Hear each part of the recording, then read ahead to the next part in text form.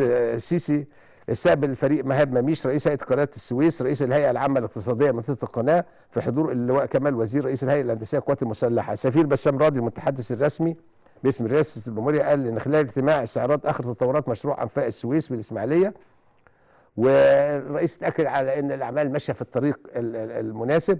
والاجتماع برضو اخر تطورات مشروع المزارع السمكيه في منطقه شرق بورسعيد. احنا عارفين ان مشروع المزارع اللي هناك دي 4000 حوض، هم جاهزين للافتتاح على فكره، وال 4000 حوض انتاجهم ان شاء الله برضو 100 طن سمك. ده مشروع جبار عاملاه هيئه قناه السويس، يعني ده جنب شغلها. الفريق ما مش جنب كده، لقوا اللي عندهم كل ما هو في شرق القناه.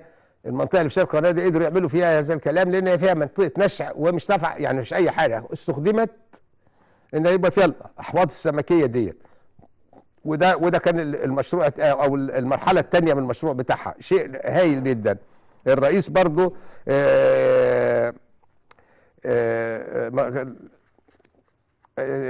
سمعت منطقه شرق بورسعيد فضلا عن مشروع تعميق وتطهير بحيره المنزله ولتحويلها لمزرعه طبيعيه للاسماك وفق افضل المعايير البيئيه المتعارف عليها دوليا، حيث تشارك هيئه قناه السويس في اعمال تطهير البحيره، كما سيتم استعراض اخر تطورات المنطقه الاقتصاديه والمناطق الصناعيه بقناه السويس.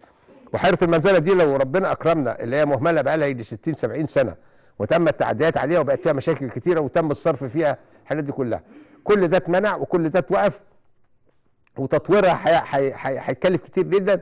انما لو رجعت بحيره المنزله الى ما يجب ان تكون، اللي مساحتها كبيره جدا، الى ما يجب ان تكون عليه، انا بعتقد ان هي دي هتبقى يعني حكايه ثالثه ورابعه وخامسه فيما ستنتجه، هتفتح ابواب رزق كتيره جدا، وهتنزل الاسعار بصوره كبيره جدا جدا جدا جدا بالنسبه للبروتينات.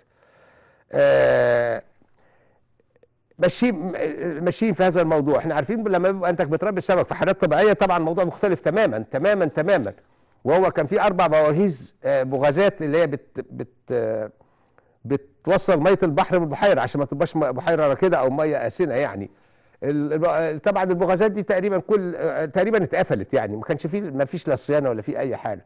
التطهير اللي بيتم ده مهم، وهيئه قناه السويس عندها المعدات اللازمه تعمل الكلام ده. اللي حفر القناه او 37 كيلو متر دولت في سنه، واللي عمل المشروع الجبار ده يقدروا يعملوا هيئه قناه السويس كتكريك. انا بتكلم عن الجزء الثاني من التكريك، يعني كان في جزء اولاني تولته